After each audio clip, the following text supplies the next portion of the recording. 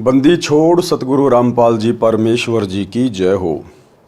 परमपिता परमात्मा सारी सृष्टि के रचनहार, कुल मालिक, असंख्य ब्रह्मांडों के स्वामी, जगत गुरु, तीनों लोकों में प्रवेश करके सबका भरण पोषण करने वाले राजाधिराज, आत्माधार, नाथों के नाथ, देवों के देव, महादेव, सर्वेश्वर, महेश्वर, मृत्युंजय, अजरो अमर, आदि अनादि, सनातनी प्रभु, जगत पिता जगदीश्वर, श्री श्री 1008 की उपाधि के वास्तविक अधिकारी, अकाल मूर्त, शब्द स्वरूपी राम वासुदेव, सर्वगतम ब्रह्म, परम पूज्य, प्रथम पूज्य, परम संत, परम पुरुष, परम धनी, परम दयालु, सत्य कबीर, हक्का कबीर, अल्लाहु कबीर, अल्लाहु अकबर, बाखबर, अल्लाह ताला, जगत के तारणहार, जगत के मुक्तिदाता, जगत के जगन्नाथ, हारे के सहारे, हिंदुओं के राम, मुसलमानों के अल्लाह, सिखों के वाहिगुरु, ईसाइयों के मसीह, दया के सागर दया निधि, करुणा के सागर करुणा निधि, स्वयंभू परिभू, संकट मोचन, कष्ट हरण, मंगल करण, दुख भंजन, अविगत कबीर, निर्विकार निर्विषम परमात्मा, अलय अलेख सतगुरु, आदि अनादि सतगुरु, असली मर्यादा पुरुषोत्तम, असली राम, असली कृष्ण, असली घनश्याम, असली मुरारी, राजाओं के राजा, महाराजाओं के महाराजा, शहंशाहों के शहंशाह, सम्राटों के सम्राट, भगवानों के भगवान, अल्लाहों के अल्लाह, प्रभुओं के प्रभु, मसीहों के मसीह, सच्चे वाहिगुरु, बाबाओं के बाबा, पीरों के पीर, सेठों के सेठ, जगत सेठ, सावड़सा सेठ, सर्वगुण संपन्न, अनंत कोटि कलाओं के स्वामी, अनंत कोटि ब्रह्मांडों के नायक, योगियों में महायोगी, ध्यानियों में महाध्यानी, सिद्धों में परम सिद्ध, ज्ञानियों में तत्वज्ञानी, ब्रह्म ज्ञानी, महाज्ञानी, परम ज्ञानी, सर्वश्रेष्ठ ज्ञानी, विज्ञानी, युवा कबीर, समृत कबीर, असमवात, अमित ओझा, सच्चे रहनुमा, करीम अल्लाह, सुभान अल्लाह, दुनिया के अंतिम पैगंबर, 8 सितंबर 1951 से गांव धनाना, जिला सोनीपत, हरियाणा, भारतवर्ष की पावन भूमि पे प्रकट रियल कल की भगवान श्री नारायण साकार हरि, श्री बाबा साहेब नूर अनंत परमात्मा, संत श्रोमणी सतगुरु रामपाल जी परमेश्वर जी के चरण कमल में साध संगति से जुड़े हुए देश विदेश से आप और हम सभी सत्सेवक भाई बहनों का अनंत कोटि दंडवत प्रणाम। सत्साई भाइयों और बहनों, दया परमपिता परमेश्वर जी की, सारी सृष्टि के रचनहार सतगुरु रामपाल जी भगवान की, जिनके शुभ आशीर्वाद से, विशेष आशीर्वाद से, उन्हीं के कर कमल से लिखित पवित्र पुस्तक जीने की राह के ऊपर वीडियो बनाने की श्रृंखला जारी है। इसी श्रृंखला में आज हमारा ये 26वें नंबर का वीडियो है। प्रत्येक वीडियो में गुरुदेव भगवान के आशीर्वाद से हमें भक्ति मार्ग से संबंधित बहुत सारी बातें पता चल रही हैं, जो हमारे विश्वास को दृढ़ कर रही हैं।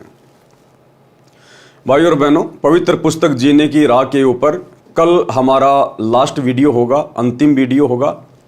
उसके बाद सृष्टि रचना शुरू हो जाती है, जो कि गुरुदेव भगवान ने अपने सत्संगों में अनेकों बार अच्छे से समझाई हुई है।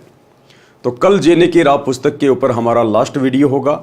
उसके बाद मुसलमान धर्म के ऊपर गुरुदेव भगवान ने जो पवित्र पुस्तक लिखी है, मुसलमान नहीं समझे ज्ञान कुरान, यानी मुसलमान धर्म के भाई मुल्ला काजी, ये लोग कुरान शरीफ के ज्ञान को भली भांति नहीं समझ पाए हैं। उसके बाद उस पुस्तक के ऊपर वीडियो बनाने की श्रृंखला शुरू होगी। तो आज के वीडियो में गुरुदेव भगवान हमें वासुदेव की परिभाषा के विषय में बता रहे हैं। आम जो जगत के लोग हैं, सांसारिक लोग हैं, जो शास्त्र अनुकूल साधना से अपरिचित हैं, अपने धर्म ग्रंथों के गूढ़ रहस्यों से अपरिचित हैं, वे लोग केवल श्री कृष्ण जी को वासुदेव कहते हैं। दरअसल वासुदेव श्री कृष्ण जी का नाम नहीं था, वासुदेव श्री कृष्ण जी के पिताजी का नाम था। और श्री कृष्ण जी के पिता का वासुदेव नाम पंडितों ने वेदों से रखा था, क्योंकि वेदों में वासुदेव पूर्ण ब्रह्म परमात्मा कबीर साहेब का नाम है। वासुदेव का मतलब होता है जिसकी सत्ता सबके ऊपर है, जिसका निवास हर जगह पर है, जो कण कण में है, जो हर जगह निवास करता है, वास करता है, उसको कहते हैं वासुदेव। तो श्री कृष्ण जी वासुदेव नहीं है, श्री विष्णु जी वासुदेव नहीं है, दुर्गा वासुदेव नहीं है, 21 ब्रह्मांड का स्वामी ज्योति निरंजन वासुदेव नहीं है, क्योंकि ज्योति निरंजन यानी काल ब्रह्म का निवास केवल 21 ब्रह्मांड में है, जबकि इससे ऊपर तो अक्षर पुरुष के 7 संख्य ब्रह्मांड हैं। इसलिए अक्षर पुरुष भी वासुदेव नहीं है, क्योंकि अक्षर पुरुष से ऊपर फिर शतलोक है, और ऊपर के लोकों में और नीचे के सभी लोकों में केवल एकमात्र परम सत्ता का वास है, जिसे कबीर भगवान कहते हैं, जो कबीर भगवान वर्तमान में सतगुरु रामपाल जी के रूप में धरती पे प्रकट हैं। तो यदि एकमात्र कोई वासुदेव है जिनका वेदों में नाम लिखा हुआ है, वो कबीर भगवान सतगुरु रामपाल जी हैं। तो चलिए गुरुदेव भगवान क्या समझा रहे हैं। पवित्र पुस्तक जीने की राह, पार्ट नंबर 26 और पेज नंबर 220। वासुदेव की परिभाषा। गीता अध्याय 3 श्लोक 14-15 में कहा है कि संपूर्ण प्राणी अन्न से उत्पन्न होते हैं। संपूर्ण प्राणी अन्न से उत्पन्न होते हैं। अन्न से कैसे उत्पन्न होते हैं? गुरुदेव भगवान ने बताया कि अन्न के खाने से शरीर में वीर्य पैदा होता है और वीर्य से फिर मनुष्य की उत्पत्ति होती है, स्त्री या पुरुष के रूप में। तो इस प्रकार अन्न से सभी की उत्पत्ति होती है। गीता अध्याय 3 श्लोक 14-15 में कहा है कि संपूर्ण प्राणी अन्न से उत्पन्न होते हैं। अधिक जानकारी पृष्ठ 215-216 पर है, वहां से पढ़े। यहां पर केवल इस विषय को लेते हैं। फिर कहा है कि ब्रह्म अर्थात क्षर पुरुष की उत्पत्ति अविनाशी परमात्मा से हुई है। ब्रह्म कौन? ये 21 ब्रह्मांड का स्वामी, दुर्गा का पति, ब्रह्मा विष्णु महेश का पिता। ब्रह्म यानी काल, ज्योति निरंजन, इसकी उत्पत्ति किससे हुई है? अविनाशी परमात्मा से। कौन अविनाशी परमात्मा? वही वासुदेव कबीर भगवान जो सबका उत्पत्ति करता है, जिसके विषय में गीता अध्याय 15 श्लोक 17 में कहा है। इससे सिद्ध है कि सर्वगतम ब्रह्म यानी सर्वव्यापी परम अक्षर ब्रह्म अर्थात वासुदेव सदा ही यज्ञों में प्रतिष्ठित है। विचार करें, सर्वगतम ब्रह्म का अर्थ है सर्वव्यापी परम अक्षर परमात्मा।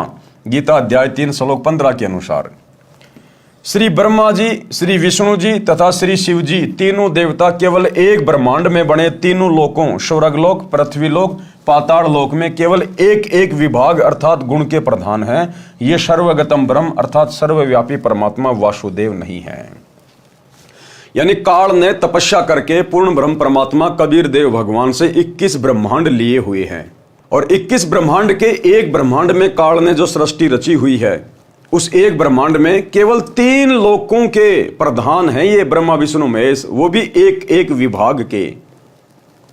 यानी श्री ब्रह्मा जी को काल ने सृष्टि रचना का कार्यभार सौंप रखा है। सृष्टि रचना यानी जीवों की उत्पत्ति करना अपने रजोगुण के प्रभाव से। विष्णु जी को कार्य दे रखा है उन सब का पालन पोषण करना, उन सबको मोह ममता में बांध के रखना। और शंकर जी को ड्यूटी दे रखी है उन सबको मार मार के फिर अपने पिता ज्योति निरंजन के पास तपस्या पे भेज देना, क्योंकि उसको प्रतिदिन 1 लाख मानव शरीर खाने का श्राप मिला हुआ है। तो श्री ब्रह्मा विष्णु महेश तो केवल 21 ब्रह्मांड में, केवल एक ब्रह्मांड में, और वो भी एक ब्रह्मांड के मात्र 3 लोकों के प्रधान देवता हैं, और वो भी एक एक डिपार्टमेंट के। तो ये भी सर्वगतम ब्रह्म परमात्मा नहीं है। नंबर 2, ब्रह्म यानी ब्रह्मा विष्णु महेश का पिता, जिसको क्षर पुरुष भी कहते हैं, ये केवल 21 ब्रह्मांडों का प्रभु है। ये भी सर्वव्यापी अर्थात वासुदेव नहीं है। इस काल ने भी सतलोक में तप करके केवल 21 ब्रह्मांड प्राप्त किए थे परमात्मा से। जो इसके 21 ब्रह्मांड को परमात्मा ने दुर्गा और काल सहित वहां से 16 संकोश की दूरी पे भेज दिया। तो ये काल भी केवल 21 ब्रह्मांड का ही स्वामी है। ये भी सर्वव्यापी परमात्मा नहीं है, वासुदेव नहीं है, सर्वगतम ब्रह्म नहीं है, क्योंकि इससे ऊपर तो फिर अक्षर पुरुष है। अक्षर पुरुष ये केवल 7 संघ ब्रह्मांडों का प्रभु है। ये भी सर्वव्यापी अर्थात वासुदेव नहीं है। अक्षर पुरुष भी वासुदेव नहीं है, ये केवल 7 संघ ब्रह्मांडों का स्वामी है। इससे ऊपर तो शतलोक, अलख लोक, अगम लोक और अनामी लोक है, जिसके विषय में अक्षर पुरुष जानता भी नहीं है। तो अक्षर पुरुष भी वासुदेव नहीं है। नंबर 4, परम अक्षर ब्रह्म, पूर्ण ब्रह्म परमात्मा, ये है वो कबीर देव सतगुरु रामपाल जी भगवान। ये है वासुदेव, जिस परमात्मा की सत्ता ऊपर से लेकर नीचे सबके ऊपर है। इन्होंने ही काल को 21 ब्रह्मांड दिए, इन्होंने ही अक्षर पुरुष को 7 संघ ब्रह्मांड दिए, और ऊपर के 4 लोक भी इन्होंने रचे। सभी जीवात्माओं की उत्पत्ति भी इन्होंने की, और इन सभी लोकों में प्रवेश करके सबका भरण पोषण यही कबीर भगवान सतगुरु रामपाल जी कर रहे हैं। तो ये हैं असल में वासुदेव। वेदों में इस कबीर भगवान को वासुदेव कहा गया है, जो पंडितों ने वेदों से वासुदेव नाम श्री कृष्ण जी के पिताजी का रख दिया था। परम अक्षर ब्रह्म यह सर्व ब्रह्मांडों का स्वामी है, सर्व का धारण पोषण करने वाला है, यह वासुदेव है। विशेष अधिक जानकारी के लिए पढ़ें इसी पुस्तक के सृष्टि रचना अध्याय में। जैसा कि आप जी को पूर्व में बताया है कि परम अक्षर ब्रह्म स्वयं पृथ्वी पर प्रकट होकर अच्छी आत्माओं को मिलते हैं। परम अक्षर ब्रह्म स्वयं पृथ्वी पर प्रकट होकर अच्छी आत्माओं को मिलते हैं। ये परमात्मा सतलोक से स्वयं ही गति करके आता है, चल के आता है, स्वयं ही प्रकट होता है, तत्वदर्शी संत की भूमिका निभाता है, सतगुरु की भूमिका निभाता है। ये सतलोक से किसी आत्मा को यहां भेजता नहीं है अपना अवतार बना के, अपना प्रतिनिधि बना के। ये स्वयं ही प्रकट होता है। जिसका काम उसी को साजे और करे तो मूर्ख बाजे। 21 ब्रह्मांड में काल के अधीन जितने भी आत्माएं हैं उनका मोक्ष केवल ये कबीर भगवान स्वयं ही आके करवाता है, किसी आत्मा के वश की बात नहीं है। इसीलिए तो कहा गया है कि परम अक्षर ब्रह्म स्वयं पृथ्वी पर प्रकट होकर अच्छी आत्माओं को मिलते हैं, उनको तत्व ज्ञान बताते हैं। इसी विधान अनुसार वही परमात्मा संत गरीबदास जी को, कौन परमात्मा? वही कबीर परमात्मा, परम अक्षर ब्रह्म वासुदेव कबीर देव, अपने विधान अनुसार वही परमात्मा संत गरीबदास जी को गांव छुडानी, जिला झज्जर, प्रांत हरियाणा में सन 1727 में मिले थे। कौन मिले थे गरीबदास जी को? वही परम अक्षर ब्रह्म वासुदेव कबीर परमात्मा। और एक छोटा सा सत्संग पूज्य गुरुदेव जी के मुख कमल से कि वर्तमान में वे कौन हैं, यानी वर्तमान में सतगुरु रामपाल जी कौन है? ये वही परमात्मा हैं जो सन 1727 में गांव छुडानी के खेतों में आदरणीय गरीबदास जी को मिले थे।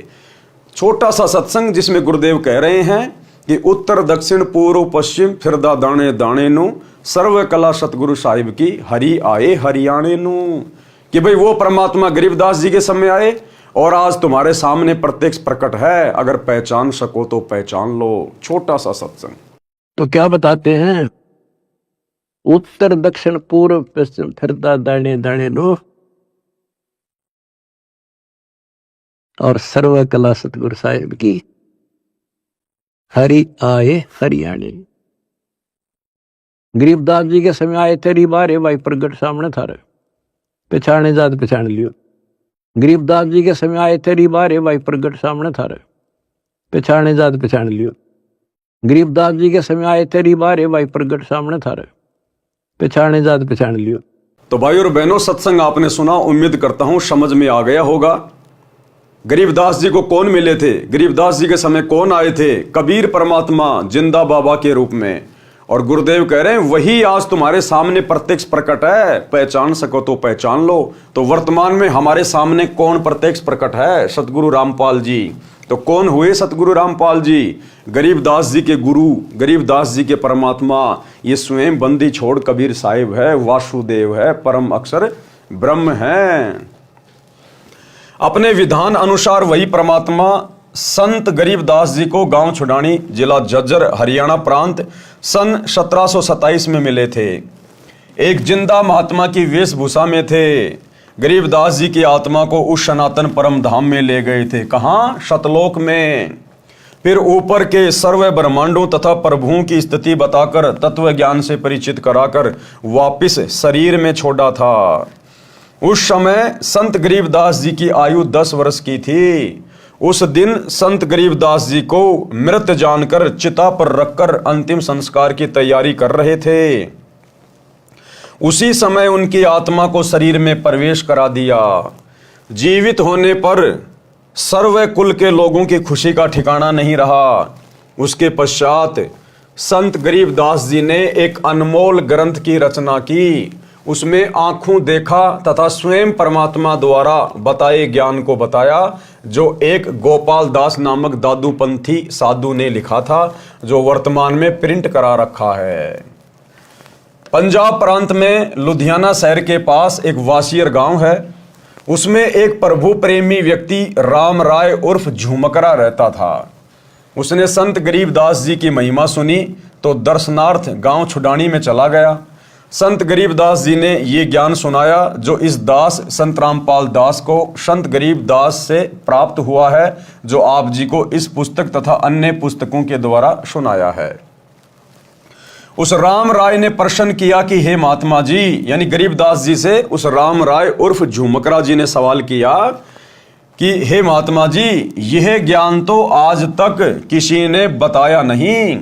संत गरीबदास जी ने वाणी के द्वारा बताया, कोट्यों मध्य कोई नहीं रे झुमकरा, अरबों में कोई गरक सुनो रे झुमकरा। कि भाई राम राय उर्फ झुमकरा, ये तत्व ज्ञान बताने वाला संत तुझे करोड़ों में कोई नहीं मिलेगा, करोड़ों में। अरबों में तुझे कोई एक आध मिलेगा, अरबों में। आज पूरे विश्व की जनसंख्या अरबों में है, 8 अरब, और 8 अरब की जनसंख्या में मात्र एक ही सतगुरु है, एक ही तत्वदर्शी संत है, एक ही वो महापुरुष है जो इस संपूर्ण अध्यात्म को जानता है, और वो है सतगुरु रामपाल जी। क्योंकि ये स्वयं वासुदेव है। ये वासुदेव ही अपने द्वारा रची गई सृष्टि का ज्ञान ठीक ठीक बता सकते हैं, दूसरा कोई नहीं बता सकता। गरीबदास जी के रूप में भी यही कबीर परमात्मा सतगुरु रामपाल जी थे। तो कहते हैं कोट्यों मध्य कोई नहीं रे झुमकरा, यानी करोड़ों में तो तुझे कोई इस ज्ञान को बताने वाला ढूंढने से भी नहीं मिलेगा, और अरबों में कोई एक गरक, गरक यानी बिल्कुल कंप्लीट ज्ञान से लबालब, अरबों में कोई गरक सुनो रे झुमकरा। तो वर्तमान में इस पूरी पृथ्वी पर एकमात्र यदि कोई तत्वदर्शी संत है तो केवल सतगुरु रामपाल जी हैं, एकमात्र। कोट्यों मध्य कोई नहीं रे झुमकरा, अरबों में कोई गरक सुनो रे झुमकरा। अनुवाद व भावार्थ। संत गरीबदास जी ने बताया कि यह ज्ञान करोड़ों में किसी के पास नहीं मिलेगा, अरबों में किसी एक के पास मिलेगा।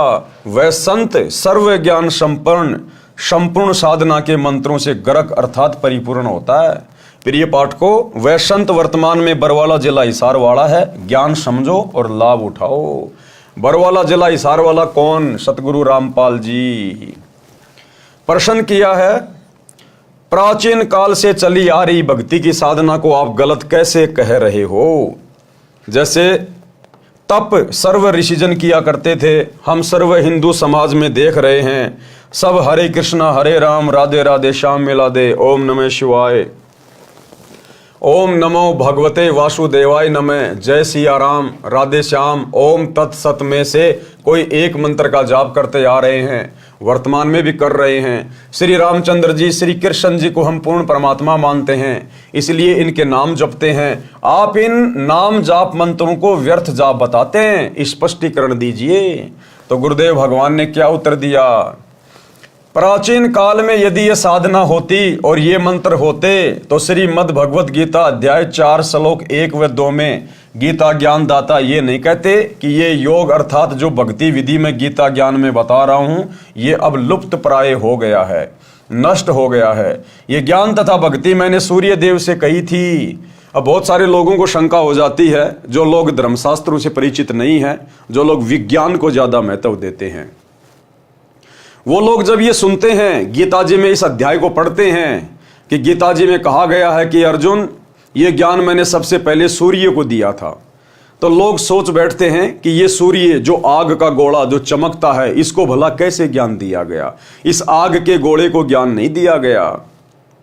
इस आग के गोले के ऊपर जिसका कंट्रोल है, जो देव इस आग के गोले सूर्य को कंट्रोल करता है, वो है सूर्य देव। वो अलग है, वो देवता अलग है, और ये आग का गोला सूरज अलग है। जिस प्रकार कोई बिजली मंत्री होता है, बिजली मंत्री, अब वो बिजली मंत्री कोई बिजली थोड़ी होता है, वो बिजली मंत्री एक इंसान है। उस बिजली मंत्री का उस बिजली के ऊपर अधिकार है, वो डिपार्टमेंट उसके हाथ में है, उसको कंट्रोल करता है। वो बिजली अलग है और बिजली मंत्री अलग है। इसी प्रकार ये सूरज अलग है और सूर्य देव अलग है। तो सूर्य देव को सर्वप्रथम ये ज्ञान दिया गया। ये ज्ञान तथा भक्ति मैंने सूर्य देव से कही थी। फिर मनु ने अपने पुत्र इक्ष्वाकु को कहा। फिर कुछ राजा ऋषियों ने जाना। अब बहुत समय से अर्थात द्वापर से बहुत समय पहले से ही लुप्त था, तथा मनु इक्ष्वाकु आदि सर्व सतयुग के प्रथम चरण में हुए थे। यदि आप श्री रामचंद्र जी पुत्र राजा दशरथ तथा श्री कृष्ण चंद्र जी श्री वासुदेव को पूर्ण परमात्मा मानते हैं, इसलिए इनके नाम हरे राम हरे कृष्ण आदि आदि जाप करते हैं और इन्हीं से मोक्ष मानते हैं, तो श्रीमद् भगवद गीता में वर्णित यथार्थ प्राचीन योग अर्थात भक्ति की विधि के विपरीत होने से व्यर्थ हैं। शास्त्र विधि त्याग कर मनमाना आचरण हुआ, जिस कारण से उपरोक्त प्रश्न में लिखे अन्य मंत्र भी शास्त्र प्रमाणित नहीं हैं, इसलिए व्यर्थ है। गीता अध्याय 16 श्लोक 23-24 में कहा है कि जो पुरुष शास्त्र विधि को त्याग कर मनमाना आचरण करते हैं उनका न तो सुख होता है, न सिद्धि प्राप्त होती है, न उनकी गति होती है, अर्थात व्यर्थ साधना है। गीता अध्याय 16 श्लोक 23 से। अब भाइयों और बहनों, पूरी गीता में चारों वेदों में दुनिया वाले जो भी मनमुखी नामों का जाप करते हैं, राधा राधा श्याम मिला दे, हरे राम हरे कृष्णा, ओम नमः शिवाय, जय गणेश, कोई भी मंत्र आपको ना तो चारों वेदों में देखने और सुनने को मिलेंगे, ना आपको पूरी गीता जी में कहीं पे सुनने और देखने को मिलेंगे, जो हमारे शास्त्रों में नहीं है। क्योंकि भक्ति विधि हमारे शास्त्रों में है और शास्त्रों में इन मंत्रों का कहीं जिक्र नहीं, कहीं कोई उल्लेख नहीं है, फिर भी हम इन मंत्रों का जाप कर रहे हैं एक दूसरे की देखा देखी। तो हम तो मूर्ख प्राणी हैं, मूर्ख प्राणी। हमें अध्यात्म का ज्ञान ही नहीं है, हम तो केवल देखा देखी में भेड़ चाल में चल रहे हैं। तो अगर यही मंत्र यदि सतयुग में कोई जाप कर रहा होता, त्रेता में कोई जाप कर रहा होता, तो फिर गीता जी में भी होने चाहिए थे। और सतयुग के इंसान तो जानते ही नहीं थे श्री राम कौन है, क्योंकि श्री रामचंद्र जी का जन्म तो सतयुग के बाद त्रेता युग में हुआ था। और त्रेता युग के इंसान श्री कृष्ण को नहीं जानते थे, क्योंकि त्रेता युग के बाद द्वापर में श्री कृष्ण जी का जन्म हुआ है। तो ये भगवान कैसे हो गए, परमात्मा कैसे हो गए, वासुदेव कैसे हो गए? तो ये शास्त्र विधि को त्याग के मनमान आचरण है। गीता अध्याय 16 श्लोक 24 में कहा है कि इससे तेरे लिए अर्जुन कर्तव्य और अकर्तव्य की व्यवस्था में शास्त्र ही प्रमाण है। यानी कौन से कर्म करने चाहिए, कौन से भक्ति कर्म नहीं करने चाहिए, सही भक्ति क्या है, सही नाम क्या है, अर्जुन तेरे लिए शास्त्र ही प्रमाण है। किसी गुरु महात्मा की देखा देखी मत लग जाना, किसी के कहने से किसी के बहकाव में आके मनमुखी साधना शुरू मत करना। यानी गीता और चारों वेदों में जिस साधना को करने के लिए परमात्मा ने कहा है, केवल उसी विधि से साधना करना सर्वश्रेष्ठ है। भावार्थ है कि जो भक्ति की विधि प्रमाणित शास्त्रों में चारों वेदों ऋग्वेद, यजुर्वेद, सामवेद तथा अथर्ववेद तथा इन्हीं चारों वेदों का सारांश श्रीमद् भगवत गीता तथा सूक्ष्म वेद जो परमात्मा स्वयं ने अपने मुख कमल से बोला था, ये भक्ति के ज्ञान तथा समाधान के प्रमाणित शास्त्र हैं, वर्णित नहीं है। वह शास्त्र विरुद्ध साधना है। इससे भक्ति के कौन कौन से कर्म करने चाहिए और कौन से नहीं करने चाहिए, उनके लिए शास्त्रों को ही आधार मानो। शास्त्रों में वर्णित भक्ति विधि को अपनाओ और सब त्याग दो। श्री राम जी का जन्म त्रेता युग के अंतिम चरण में हुआ था। श्री कृष्ण जी का जन्म द्वापर के अंतिम चरण में हुआ था। सतयुग से ही मानव भक्ति करता आ रहा है। उस समय कौन राम थे? आप कहोगे कि श्री विष्णु जी तो सतयुग से भी पहले के हैं और श्री राम श्री कृष्ण भी स्वयं श्री विष्णु जी ही थे। सतयुग में भी प्रमाण है कि महर्षि वाल्मीकि जी राम राम नाम जपते थे, वे विष्णु विष्णु नहीं जपते थे। इससे सिद्ध हुआ कि श्री विष्णु जी श्री राम श्री कृष्ण जी से भिन्न कोई राम अर्थात मालिक है। यानी सतयुग में महर्षि वाल्मीकि जी राम नाम का जाप किया करते थे। हालांकि वो राम नाम का जाप शास्त्रों के अनुसार नहीं था, क्योंकि चारों वेदों में और गीता जी में केवल एक ओम मंत्र का जाप करने का विधान है, राम राम जाप करने का विधान नहीं है। महर्षि वाल्मीकि जी को भी पूर्ण ज्ञान नहीं था, तत्व ज्ञान नहीं था। इसलिए श्री रामचंद्र जी का तो जन्म ही त्रेता में हुआ था। यदि उससे पहले श्री विष्णु जी श्री राम थे तो महर्षि वाल्मीकि जी फिर विष्णु विष्णु नाम का जाप करते, राम राम का क्यों कर रहे थे? इसका मतलब वो वास्तविक राम कोई और है। राम राम शब्द जगत बखान। त्रेता युग वाले राम को तो सब जानते हैं, लेकिन आदि राम कोई बिरला जाने। आदि राम वो वासुदेव परमात्मा परम अक्षर ब्रह्म कबीर देव, वो है असल में राम। राम यानी जो सबके ऊपर, सबका परमात्मा, सबका अल्लाह। इससे सिद्ध हुआ कि श्री विष्णु जी श्री राम श्री कृष्ण जी से भिन्न कोई राम अर्थात मालिक है। उस राम का जाप करना चाहिए जो गीता अध्याय 7 श्लोक 29 में है, जिसके विषय में कहा है कि तत्व ब्रह्म को जानने वाले केवल जरा तथा विरध अवस्था तथा मृत्यु से छुटकारा पाने के लिए ही भक्ति करते हैं। अर्जुन ने गीता अध्याय 8 श्लोक 1 में प्रश्न किया कि वह तत्व ब्रह्म क्या है, तो गीता ज्ञानदाता ने गीता अध्याय 8 श्लोक 3 में उत्तर दिया कि वह परम अक्षर ब्रह्म है, यानी सबसे ऊपर वाला भगवान, तेरे ब्रह्मा विष्णु महेश दुर्गा काल महाकाल इन सबसे ऊपर वाला वो परम अक्षर ब्रह्म है, वो सच्चिदानंद घन ब्रह्म कबीर देव, ये है वो वासुदेव जो वर्तमान में सतगुरु रामपाल जी के रूप में धरती पे प्रकट है। गीता अध्याय 8 के श्लोक 5 व 7 में गीता ज्ञानदाता ने अपनी भक्ति करने को कहा है, जिसका जाप मंत्र गीता अध्याय 8 के श्लोक 13 में बताया है, ओम इति एकाक्षरम ब्रह्म व्यवहारण माम अनुसमरण। गीता अध्याय 8 के श्लोक 8, 9, 10 में गीता ज्ञानदाता ने अपने से अन्य उस तत्व ब्रह्म अर्थात परम अक्षर ब्रह्म की भक्ति करने को कहा है। उसकी भक्ति का नाम जाप मंत्र गीता अध्याय 17 श्लोक 23 में है, ओम तत्सत इति निर्देश ब्रह्मण त्रिविध समृत ब्राह्मणा तेन वेदा च यज्ञा च विहिता पुरा। सरलार्थ ब्रह्मण यानी सच्चिदानंद घन ब्रह्म अर्थात परम अक्षर ब्रह्म की भक्ति का ओम तत्सत मंत्र के सुमरण का निर्देश यानी आदेश है, जो 3 प्रकार से सुमरण के लिए कहा है। विद्वान अर्थात तत्वदर्शी संत उस ज्ञान के आधार से भक्ति करते थे और धार्मिक यज्ञों का अनुष्ठान और अन्य भक्ति कर्म सृष्टि की आदि अर्थात सृष्टि के प्रारंभ में किए जाते थे। श्रीमद् भगवद गीता से सिद्ध हुआ कि गीता ज्ञानदाता से अन्य कोई पूर्ण परमात्मा है, जो श्री विष्णु जी, श्री ब्रह्मा जी तथा श्री शिव जी से भी भिन्न है, जिसके विषय में गीता अध्याय 15 श्लोक 1, 4 व 17 में तथा गीता अध्याय 18 श्लोक 62 में तथा और अनेकों स्थानों पर गीता में कहा गया है, वह पूर्ण परमात्मा है। गीता अध्याय 15 श्लोक 16 में 2 पुरुष बताए हैं, यानी 2 भगवान बताए गए हैं, और दोनों नाशवान बताए हैं, यानी दोनों की जन्म और मृत्यु होती है। किसकी? क्षर पुरुष यानी ब्रह्म की और अक्षर पुरुष की। उनके अंतर्गत जितने प्राणी हैं वे भी नाशवान हैं। क्षर पुरुष ये केवल 21 ब्रह्मांडों का प्रभु है और अक्षर पुरुष ये 7 संग ब्रह्मांड का प्रभु है। ये दोनों ही पूर्ण परमात्मा नहीं है। गीता अध्याय 15 श्लोक 16। गीता अध्याय 15 श्लोक 17 में गीता ज्ञानदाता ने कहा कि उत्तम पुरुष तू अन्य, अर्थात इन दोनों से उत्तम पुरुषोत्तम तो कोई और ही है, परमात्मा तो कोई और ही है। कि उत्तम पुरुष तू अन्य अर्थात पुरुषोत्तम तो कोई ऊपर वर्णित दोनों पुरुषों यानी दोनों भगवानों क्षर पुरुष तथा अक्षर पुरुष से अलग है, जिसको परमात्मा इति उदारत यानी परमात्मा कहा गया है। ये लोकत्रयम जो तीनों लोकों में आविश्य विभर्ति यानी प्रवेश करके धारण पोषण करता है, अवय ईश्वर है यानी अविनाशी परमेश्वर है। गीता अध्याय 15 श्लोक 17 का निष्कर्ष है ये कि क्षर पुरुष और अक्षर पुरुष से अलग कोई और पुरुषोत्तम है और परमात्मा है, जो तीनों लोकों में प्रवेश करके सबका भरण पोषण करता है। वास्तव में वो परमात्मा है। पूर्ण परमात्मा परम अक्षर ब्रह्म है, सिद्ध हुआ। उसकी भक्ति का मंत्र ओम तत्सत है, ये भी सिद्ध हुआ।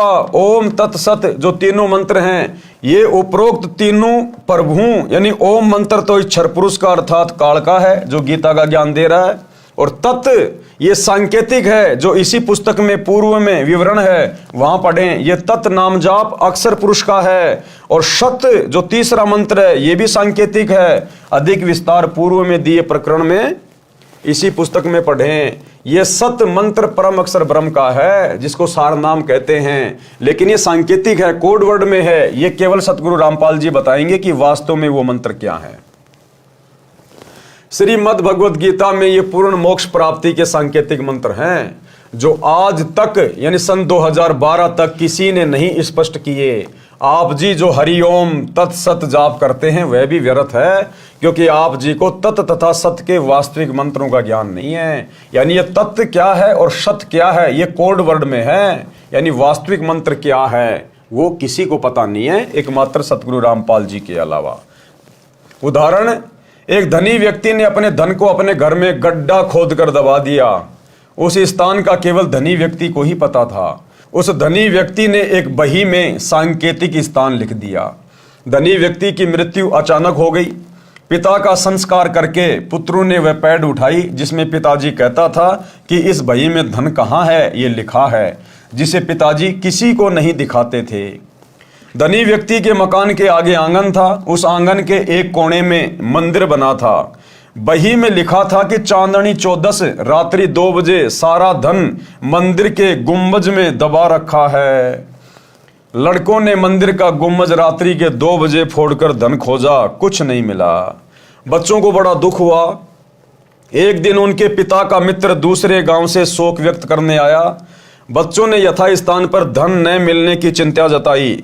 उस धनी के मित्र ने वह बही मंगाई और व्याख्या पढ़ी तो कहा कि मंदिर के गुंबज का पुनः निर्माण कराओ। वैसा ही कराना, मैं फिर किसी दिन आऊंगा, तब धन वाला स्थान बताऊंगा। वह व्यक्ति चांदनी 14 को आया। रात्रि के 2 बजे जिस स्थान पर मंदिर के गुंबज की चांद की रोशनी से छाया थी, उस स्थान पर खुदाई कराई। सारा धन बही में लिखा था वह मिल गया। बच्चे खुश तथा धनी हुए। आप जी जो हरिओम तत्सत का जाप कर रहे हो, आप मंदिर का गुंबज खोद रहे हो, कुछ भी हाथ नहीं आएगा। यथास्थान वास्तविक मंत्र मेरे यानी संत रामपाल दास के पास है, उनको ग्रहण करके भक्ति धनी तथा सुखी हो। परमात्मा कहते हैं वस्तु कहां खोजे कहां और किस विध लागे हाथ, और भाई एक पलक में पाइए बेदी ले ले साथ। तो ये ओम तत् सत क्या है, इनके पीछे छुपे हुए वो वास्तविक मंत्र क्या हैं, इनका भेद वर्तमान में केवल सतगुरु रामपाल जी के पास है, क्योंकि ये वासुदेव है, इन्होंने इन मंत्रों का आविष्कार किया है। प्रश्न किया है, राधा जी गांव बरसाना उत्तर प्रदेश नजदीक वृंदावन की रहने वाली थी। वहां के व्यक्ति राधे राधे नाम जपते हैं। सुबह सुबह या कभी कभी आपस में मिलते हैं तो वे राम राम नहीं बुलाते, वे कहते हैं चाचा राधे राधे। चाचा कहता कि बेटा राधे राधे, क्या वे मूर्ख हैं? उत्तर दिया गुरुदेव ने, तत्व ज्ञान के अभाव से लोकवेद को सत्य ज्ञान मानकर यह शास्त्र विरुद्ध मंत्रों का जाप चल रहा है। यानी ये गीता जी में कहीं नहीं लिखा राधा राधा राधे राधे श्याम मिला दे, ये मनमाना आचरण है, लोकवेद है, भेड़ चाल है। वैसे तो आप जी को पहले स्पष्ट कर ही दिया है कि गीता अध्याय 16 श्लोक 23-24 में कहा है कि जो शास्त्र विधि को त्याग कर मनमाना आचरण करते हैं, अर्थात जो नाम जाप शास्त्रों में नहीं है उनका जाप करते हैं, उनको न सुख होता है, न सिद्धि प्राप्त होती है, न उनकी गति होती है, अर्थात व्यर्थ जाप साधना है। इससे तेरे लिए अर्जुन कर्तव्य और अकर्तव्य की व्यवस्था में शास्त्र ही प्रमाण है, ये पहले बता चुका हूं। अब बात है कि चाचा भतीजा राधे राधे शब्द क्यों उच्चारण करते हैं। आप जानते हैं कि राधा जी कौन थी? राधा भगवान श्री कृष्ण जी की प्रेमिका थी। उस समय बरसाना गांव के व्यक्ति राधा जी को उल्टा, बदचलन, निर्लज आदि आदि विशेषणों से संबोधित करते थे। कहते थे ये दूसरे गांव के नंद बाबा के लड़के से छिप छिप कर मिलने जाती है, इसे अपने घर पर भी न आने देना, बेटियों पर गलत प्रभाव पड़ेगा। श्रीमान जी, अब उसी बरसाना के व्यक्ति राधा जी के लिए स्वयं स्त्री पुरुष युवतियां कहते हैं कि राधे राधे श्याम मिला दे। जैसा कि आप जी ने पूर्व के प्रश्न में बताया था कि हम ये नाम भी जाप करते हैं, अब न राधा जी है और न श्री कृष्ण जी, अब बड़बड़ा रहे हैं सनीपात के जवर के रोगी की तरह, राधे राधे श्याम मिला दे। यही स्थिति अन्य मंत्रों की है जो आपने पूर्व प्रश्न में कहे हैं, उनकी जानो, वे भी शास्त्र प्रमाणित न होने से व्यर्थ हैं। और जिस समय राधा थी श्री कृष्ण जी भी यही था, और वो बेचारी राधा श्री कृष्ण जी से मिल भी नहीं पाती थी, छुप छुपा के मिलती थी, बड़ी मुश्किल से लोगों से नजरें बचा के। और जब वो राधा श्री कृष्ण से मिलने जाती थी, लोगों को पता चलता था तो बरसाने के लोग उसको बदचलन लड़की कहते थे, बदचलन। अपने घर पर भी नहीं आने देते उसको कि हमारे बच्चे और बिगाड़ेगी। तो वो राधा बेचारी खुद नहीं मिल पाती थी श्री कृष्ण जी से, और अब तुम कहते हो राधे राधे श्याम मिला दे, तुम्हें कहां से मिला देगी? बेचारी खुद तो छुप छुप के मिला करती थी। तो ये शास्त्र विधि को त्याग के मनमाना आचरण हो रहा है। अब आपके इस प्रश्न का उत्तर बताता हूं कि चाचा भी कहता है राधे राधे, भतीजा भी कहता है राधे राधे। आपको भी पता है कि राधा जी श्री कृष्ण जी की प्रेमिका थी। आपको यह भी पता है कि जब रुक्मणी जी को श्री कृष्ण जी भगाकर रथ में बैठा कर लाने लगा तो रुक्मणी जी का भाई अपनी बहन को छुड़ाने के लिए घोड़े पर सवार होकर पीछे दौड़ा था। श्री कृष्ण जी ने पहले तो उसे पीटा था, फिर रथ के पीछे बांधकर घसीटा था। रुक्मणी जी भी श्री कृष्ण जी की प्रेमिका थी, उनके बीच में रुक्मणी का भाई आया था, उसकी क्या दशा की थी। श्री कृष्ण जी ने रुक्मणी की प्रार्थना पर रुक्मणी के भाई की जान बख्शी थी। यदि आज भगवान कृष्ण वर्तमान में होते तथा राधा भी होती और बरसाना वाले चाचा भतीजा आपस में ये शब्द बोलते कि राधे राधे, तो क्या श्री कृष्ण जी पसंद करते? कभी नहीं। चाचा भतीजा दोनों को रथ से बांधकर घसीटते। यदि आप किसी की प्रेमिका का नाम लेकर बड़बड़ाओगे तो प्रेमी के ऊपर कैसी गुजरेगी? यदि ताकतवर होगा तो मुंह फोड़ देगा, कमजोर होगा तो रोएगा, उसकी जान को कोसेगा। क्या वह प्रसन्न होगा? नहीं। इसलिए ये नाम जो शास्त्र प्रमाणित नहीं है, इनका जाप व्यर्थ है। शास्त्र प्रमाणित नाम मेरे पास है। किसके? सतगुरु रामपाल जी के पास, वासुदेव के पास। आओ और अपना कल्याण कराओ। फिर किसी ने प्रश्न किया, आपने प्रसन्न यानी पूर्ण गुरु की क्या पहचान है? इसके उत्तर में एक स्थान पर लिखा है कि प्रमाणित हुआ कि ओम नाम का जाप शास्त्र प्रमाणित है। काल ब्रह्म की पूजा करनी चाहिए या नहीं? इसके उत्तर में बहुत सारे ऋषियों की पूजा को शास्त्र विधि त्याग कर मनमाना आचरण कही है, जो ओम नाम का जाप करते थे। उत्तर दिया गुरुदेव ने, वे ऋषि जी ओम नाम के जाप के साथ हट करके घोर तप भी करते थे, जिस कारण से उनकी साधना को शास्त्र विरुद्ध कहा है। ओम नाम का जाप शास्त्र प्रमाणित तो है, परंतु मोक्षदायक नहीं है, क्योंकि ओम नाम केवल इस ब्रह्म का है, काल का है, जो गीता अध्याय 8 श्लोक नंबर 13 में है। ओम इति एक अक्षरम ब्रह्म व्यवहरण माम अनुस्मरण ये पर्याति तजन देहम सयाति प्रमाम गतम। और ओम नाम की साधना करके आप केवल उसके ब्रह्म लोक में जा सकते हैं, और ब्रह्म लोक में जाने के बाद भी जीव वापस आता भक्ति नष्ट करके। गीता अध्याय 8 श्लोक नंबर 16 में लिखा हुआ है। और ब्रह्म लोक से नीचे आके फिर वो नरक भोगता है, 84 लाख योनियों में गधा कुत्ता सुअर बनता है। इसलिए ओम नाम की साधना भी मोक्षदायक नहीं है, परंतु मोक्षदायक नहीं है, जिससे अनुत्तम गति प्राप्त होती है। अनुत्तम गति यानी घटिया गति, मोक्ष प्राप्त नहीं होगा। इसलिए उन ऋषियों की पूजा विधि शास्त्र विरुद्ध है। वेद तथा गीता में उस पूर्ण परमात्मा की भक्ति करने को कहा है, उसकी भक्ति न करके मनमानी पूजा शास्त्र विरुद्ध है। प्रश्न किया फिर, महर्षि वाल्मीकि जी तो सतयुग में हुए थे, वे भी राम राम जपते थे, क्या ये मंत्र भी शास्त्र प्रमाणित नहीं है? जी बिल्कुल नहीं है। कैसे नहीं है? उत्तर, पूर्व में बताया है कि गीता अध्याय 4 श्लोक 1 व 2 में गीता ज्ञान दाता ने बताया है कि ये ज्ञान मैंने सूर्य को सुनाया था, उसने अपने पुत्र मनु जी को सुनाया, फिर कुछ एक राज ऋषियों को प्राप्त हुआ। सतयुग के प्रारंभ में ही ये सब सूर्य, मनु व राज ऋषि हुए, उनके बाद ये ज्ञान नष्ट हो गया था। महर्षि वाल्मीकि जी को सप्त ऋषि मिले थे, उन्होंने तपस्या करके सिद्धियां प्राप्त की थी, वही हठ योग करके तप विधि महर्षि वाल्मीकि जी को उन्होंने बता दी। जिस हठ योग तप को महर्षि वाल्मीकि जी ने तन मन से श्रद्धा से किया, कुछ समय उपरांत शरीर के ऊपर के भाग यानी सिर में से आवाज सुनाई दी थी, वह थी राम राम। उसी शब्द का उच्चारण महर्षि वाल्मीकि जी तपस्या के दौरान करने लगे, यानी मनमाना आचरण करने लगे। काल ने वो आकाशवाणी कर दी राम राम, क्योंकि उसने तो भक्ति का ड्रामा बना के रखना है, सबको अपने भोजन के लिए शास्त्र विरुद्ध साधना पे लगा के रखना है। सुनने वाले को ऐसा लगता है जैसे ये मरा मरा बोल रहे हैं, वास्तव में राम राम का ही उच्चारण किया करते थे। उनको तपस्या का परिणाम मिला, उनमें सिद्धियां प्रवेश हो गई, उनकी दिव्य दृष्टि खुल गई, जिस कारण से उन्होंने श्री रामचंद्र जी के जन्म से हजारों वर्ष पूर्व ही रामायण अर्थात श्री रामचंद्र जी के जन्म की जीवनी सर्व घटनाएं लिख दी थी। ग्रंथ का नाम है वाल्मीकि रामायण, जो संस्कृत भाषा में लिखी गई थी। राम राम के जाप से कोई आध्यात्मिक लाभ नहीं होता, परंतु परमात्मा का बोधक शब्द होने से, उच्चारण करने से परमात्मा की भूल नहीं पड़ती। इसलिए राम नाम के उच्चारण का प्रचलन हिंदू धर्म में प्राचीन समय से है। जैसे स्वामी रामानंद जी राम राम शब्द से संबोधित करते थे, उनके शिष्य भी एक दूसरे को राम राम से संबोधित करते थे, परंतु जाप ओम मंत्र का किया करते थे। इसी प्रकार हम कबीर पंथी सत साहेब बुलाते हैं, हमारा जाप मंत्र अन्य है। उसी भक्ति से भगवान तक जाया जा सकता है। सूक्ष्म वेद में कहा है, सतगुरु मिले तो इच्छा मेटे, पद मिल पद समाना, चल हंसा उस लोक पठाऊं जो अजर अमर अस्ताना। चार मुक्ति जहां चंपी करती, माया हो रही दासी, दास गरीब अभय पद पर से, वो मिले राम अविनाशी।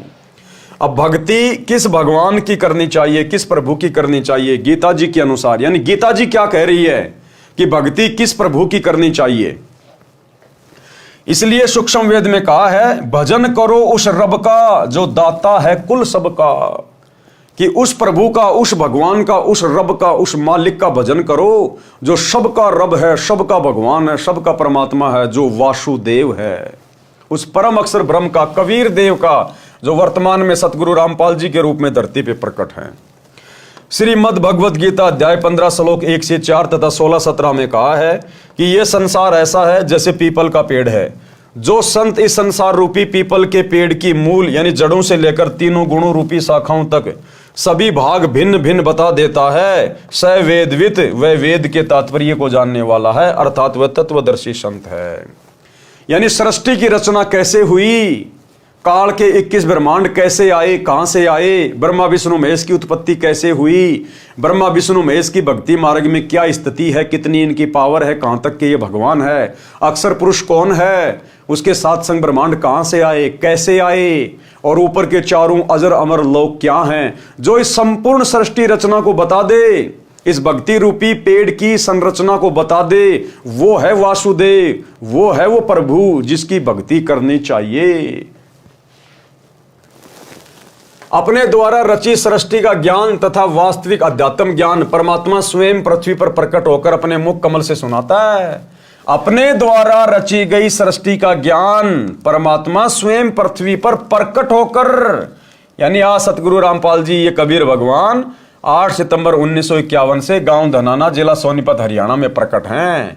और ये सृष्टि रचना का ज्ञान, ये संसार रूपी पीपल के पेड़ की संरचना जो गीता जी में लिखी हुई है अध्याय 15 श्लोक 1 से 4 में, केवल सतगुरु रामपाल जी परमेश्वर जी ने बताई है, सतयुग से लेकर वर्तमान समय तक पूरी व्याख्या करके। आज से पहले किसी ने ये भेद नहीं खोला। ये है वो मूल ज्ञान, तो ये है वो परमात्मा जो स्वयं प्रकट होकर अपने मुख कमल से वाणी बोलकर ये ज्ञान प्रचारित करता है। एक छोटा सा सत्संग पूज्य गुरुदेव जी के मुख कमल से कि अपने द्वारा रची गई सृष्टि का सही सही ज्ञान वो परमात्मा स्वयं ही सतलोक से चलकर आके देता है। सुनिए। तो इससे सिद्ध है कि ना वेद कंप्लीट ज्ञान रखते हैं उस परमात्मा के पाने का, उसके लिए ऑप्शन छोड़ दिया कि उसको तो तत्वदर्शी संत ही बताएंगे। तो परमेश्वर कबीर देव जी 600 वर्ष पहले कहा करते थे, वेद मेरा भेद है, मैं मिलूं वेदन से नाही, और जौन वेद से मैं मिलूं। ये वेद जानते नहीं, ये चारों वेद मेरी महिमा गाते हैं, लेकिन इन वेदों में मेरे पाने का विधान नहीं, संविधान नहीं, कोई ज्ञान नहीं, मंत्र नहीं। और जौन वेद से, जिस विधान ज्ञान से, जिस मंत्र से मेरी प्राप्ति हो, इन वेदों में वर्णित नहीं है। वेद नहीं जानते, और वेद तो खुद कह रहे हैं कि वो तो तत्वदर्शी संत बताएंगे।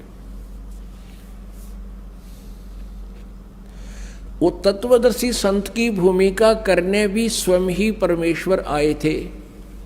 ना जीव तत्वदर्शी नहीं हो सकता, अध्यात्म ज्ञान से जीव परिचित नहीं हो सकता भगवान की रची सृष्टि को, और जीव उससे उत्पन्न प्राणी कैसे बता देगा। ये ब्रह्म भी, ब्रह्मा विष्णु महेश भी, और दुर्गा भी, ये सभी देवता भी, और यो काल भी, ब्रह्म भी और परब्रह्म भी, ये सब उस परमात्मा से उत्पन्न है।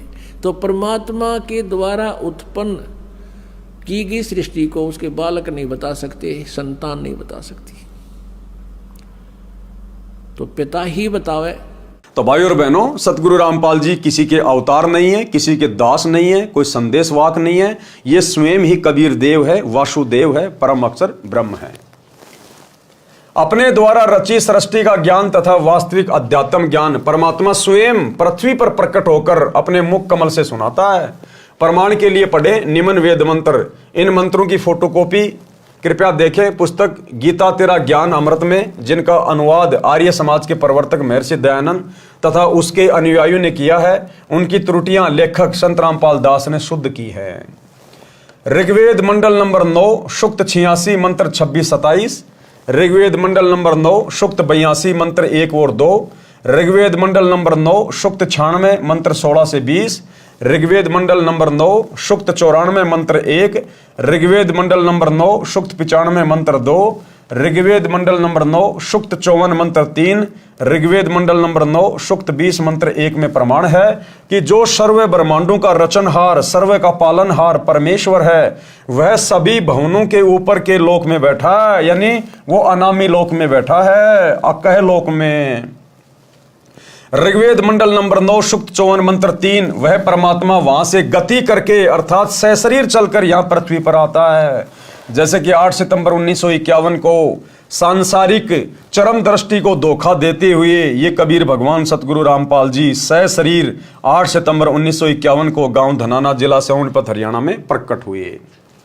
वह परमात्मा वहां से गति करके अर्थात सशरीर चलकर यहां पृथ्वी पर आता है, भक्तों के कष्टों का नाश करता है, लाखों भक्तों के उजड़े हुए परिवारों को ऋषि परिवार बना दिया। जो चैन समोकर थे, नशेड़ी थे, मांसाहारी थे, जुआरी थे, परमेश्वर ने आज उनको भगत बना दिया। जिनको संतान नहीं थी, परमेश्वर ने उनकी गोद हरी कर दी। डॉक्टरों ने जिनको डिक्लेयर कर दिया था कि आपकी मृत्यु निश्चित है, कोई बचा नहीं सकता, परमात्मा ने उनको अपने आशीर्वाद से, भक्ति से स्वस्थ कर दिया। 100 साल की उम्र प्रदान कर दी गुरुदेव भगवान ने। निर्धन को धनवान बना दिया परमात्मा ने, रोगी को स्वस्थ कर दिया गुरुदेव भगवान ने, जो कि वासुदेव के गुणों में लिखा हुआ है।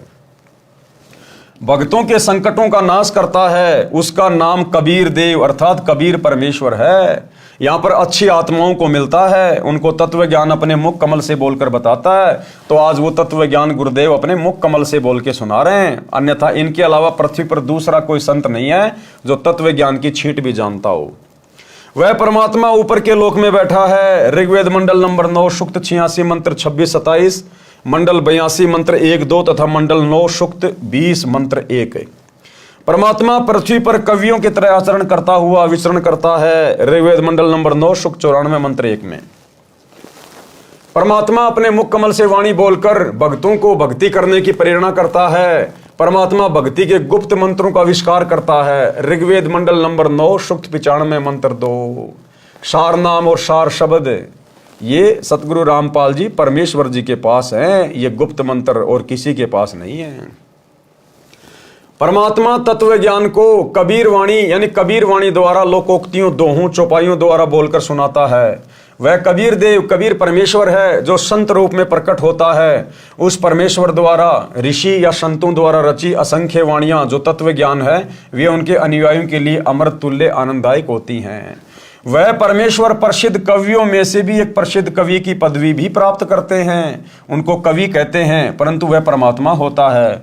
वह परमात्मा तीसरे मुक्ति धाम सतलोक में विराजमान है। जैसे मनुष्य अन्य वस्त्र धारण करता है, ऐसे ही वह परमात्मा भिन्न भिन्न रूपों में पृथ्वी पर प्रकट होता है।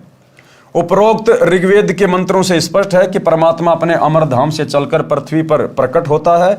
वह अच्छी आत्माओं को मिलता है। वह तत्वदर्शी संत की भूमिका करके तत्व ज्ञान दोहों, चौपाइयों, शब्दों द्वारा बोलता है।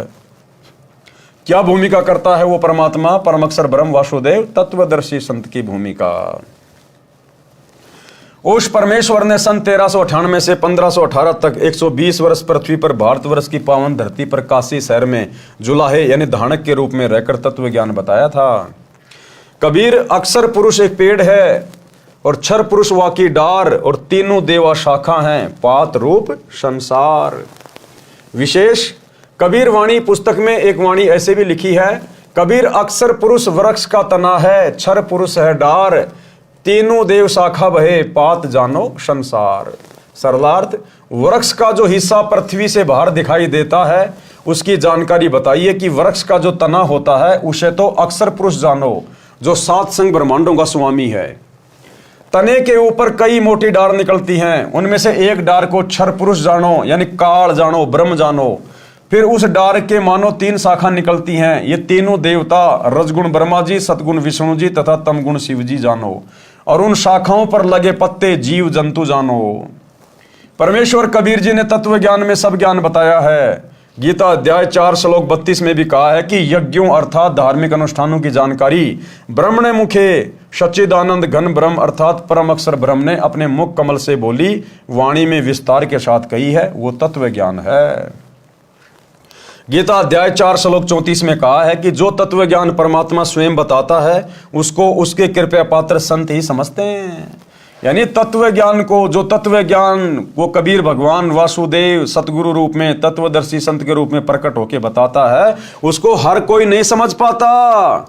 केवल उसके कृपया पात्र संत ही समझते हैं, जो अपने गुरु को परमात्मा के रूप में स्वीकार कर लेते हैं, अपने गुरु को ही परमेश्वर के रूप में जान लेते हैं। और वर्तमान में केवल सत्सेवक भाई बहन जो साध संगति से जुड़े हुए हैं, केवल यही वो आत्मा हैं जो कृपा पात्र हैं गुरुदेव भगवान की, जिन्होंने अपने गुरु को अपना इष्ट मान लिया, परमात्मा मान लिया, कबीर भगवान मान लिया। और समाज में जो कबीर दास जी की जो नकली फोटो है दाढ़ी मूंछ वाली, उसको फाड़ फाड़ के फेंक दिया। और गीता अध्याय 3 श्लोक 13 के अनुसार अपने गुरु को इष्ट मानकर घर घर में उनका बेड लगाकर उनको भोग लगाया जा रहा है। तो क्या कहा गुरुदेव ने, जब वो परम अक्षर ब्रह्म तत्वदर्शी संत के रूप में धरती पे आता है, तब उसके कृपा पात्र संत ही उसको समझ पाते हैं। उस तत्व ज्ञान को तू तत्वदर्शी संतों के पास जाकर समझ, उनको दंडवत प्रणाम, पृथ्वी पर पेट के बल लंबा लेटकर प्रणाम करके नम्रता पूर्वक प्रश्न करने से वे तत्वदर्शी संत तत्व ज्ञान का उपदेश करेंगे। परमेश्वर ने यह तत्व ज्ञान स्वयं पृथ्वी पर प्रकट होकर बताया था। गीता अध्याय 15 श्लोक 1 में तत्वदर्शी संत की पहचान बताई है कि जो संत संसार रूपी वृक्ष को मूल यानी जड़ से लेकर सर्व अंगों को जानता है, वो तत्वदर्शी संत है। अब जाने संसार रूपी वृक्ष के सर्वांग, मूल यानी जड़, ये परम अक्षर ब्रह्म है, ये कबीर देव है, ये वासुदेव है। यानी पेड़ की जो जड़ होती है वो जमीन के अंदर होती है, वो दिखाई नहीं देती, वो परोक्ष होती है, गुप्त होती है, छुपी हुई होती है, लेकिन वो साकार है। यदि उसको खोद के देखा जाए तो वो साकार है, साकार।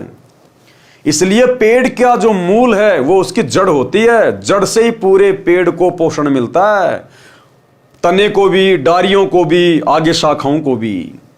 तो वो पोषण कहां से मिल रहा है? जड़ से मिल रहा है। इसी प्रकार जो परम अक्षर ब्रह्म है, जो वासुदेव है, कबीर देव, वो गुप्त है, वो परोक्ष है, निराकार नहीं है, वो साकार है। जैसे पेड़ की जड़ें निराकार नहीं है, वो साकार हैं जो जमीन के अंदर है। इसी प्रकार वो कबीर परमात्मा साकार है, निराकार नहीं है, जो तीनों लोकों में प्रवेश करके सबका भरण पोषण करता है। जैसे पेड़ की जड़ें पूरे पेड़ का पोषण करती हैं।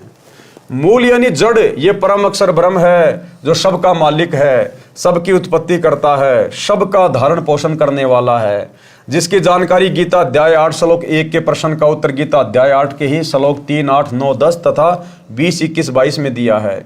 उसी का वर्णन गीता अध्याय 15 श्लोक 17 में है। जैसे गीता अध्याय 15 श्लोक 16 में 2 पुरुष बताए हैं, एक क्षर पुरुष, दूसरा अक्षर पुरुष। ये दोनों तथा इनके अंतर्गत जितने शरीरधारी प्राणी हैं वे सब नाशवान हैं, जीव आत्मा तो किसी की भी नहीं मरती। गीता अध्याय 15 के श्लोक 17 में कहा है कि उत्तम पुरुष है, अर्थात पुरुषोत्तम तो अन्य ही है, जिसे परमात्मा इति उदारता है, परमात्मा कहा जाता है। ये लोकत्रयम जो तीनों लोकों में अविश्य विभर्ती प्रवेश करके सबका धारण पोषण करता है, अवय ईश्वर है, वो अविनाशी परमेश्वर है। ये परम अक्षर ब्रह्म संसार रूपी वृक्ष की मूल यानी जड़ रूप परमेश्वर है। ये वह परमात्मा है जिसके विषय में संत गरीबदास जी ने कहा है, भजन करो उस रब का जो दाता है कुल सबका। तो ये है वो दाता, वो रब, पूरे कुल का मालिक। भजन करो उस रब का जो दाता है कुल सबका। ये 21 ब्रह्मांड के स्वामी क्षर पुरुष का भी दाता है, 7 संग ब्रह्मांड के स्वामी अक्षर पुरुष का भी दाता है। यह असंख्य ब्रह्मांडों का मालिक है। यह क्षर पुरुष तथा अक्षर पुरुष का भी मालिक तथा उत्पत्ति करता है। अक्षर पुरुष ये संसार रूपी वृक्ष का तना जाने, ये 7 संग ब्रह्मांडों का मालिक है, ये भी नाशवान है। तीसरा क्षर पुरुष ये गीता ज्ञान दाता है, इसको क्षर ब्रह्म भी कहते हैं। इसे संसार वृक्ष की डार जानो, ये केवल 21 ब्रह्मांडों का मालिक है, ये भी नाशवान है। नंबर 4 पर तीनों देवता, रजगुण ब्रह्मा, सतगुण विष्णु, तमगुण शिव, संसार रूपी वृक्ष की 3 शाखाएं यानी टहनियां हैं। ये एक ब्रह्मांड में बने 3 लोकों, पृथ्वी लोक, पाताल लोक तथा स्वर्ग लोक में एक एक विभाग के मंत्री हैं यानी मालिक हैं।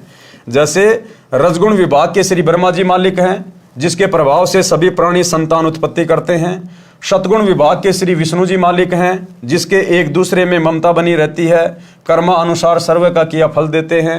तमोगुण विभाग के श्री शंकर जी मालिक हैं, जिसके कारण सर्व का अंत होता है, और पात रूप में संसार के प्राणी जानो, ये है संसार रूपी वृक्ष के सर्व भागों की भिन्न भिन्न जानकारी। ये ज्ञान स्वयं परमेश्वर कबीर जी ने अपने मुख कमल से बोला था।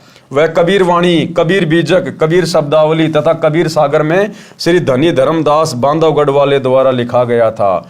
उस परमेश्वर ने जो बताया ही था, यह वर्तमान में इस दास रामपाल दास ने समझा है। ये कृपया परमेश्वर कबीर जी की ही है कि संपूर्ण अध्यात्म ज्ञान मुझे प्राप्त है।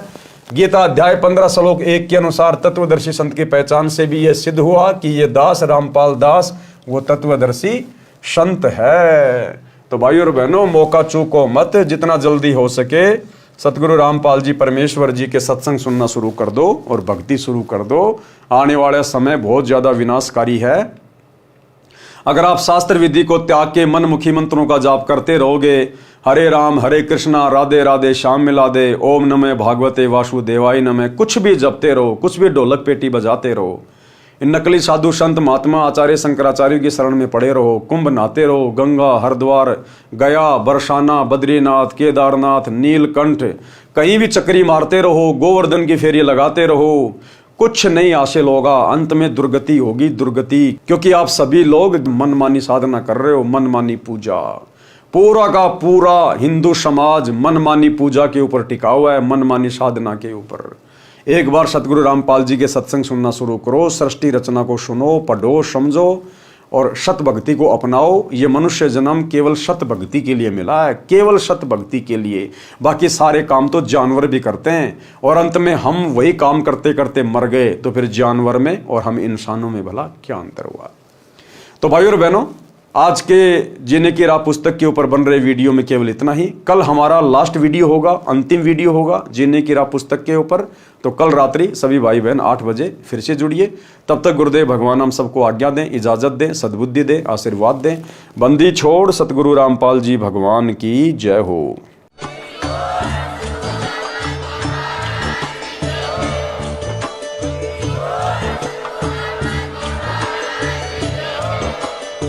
भाई जो गुरु बचन पे डट गे, कट गे फंद 84 के, कट गे फंद 84 के, कट गे फंद 84 के।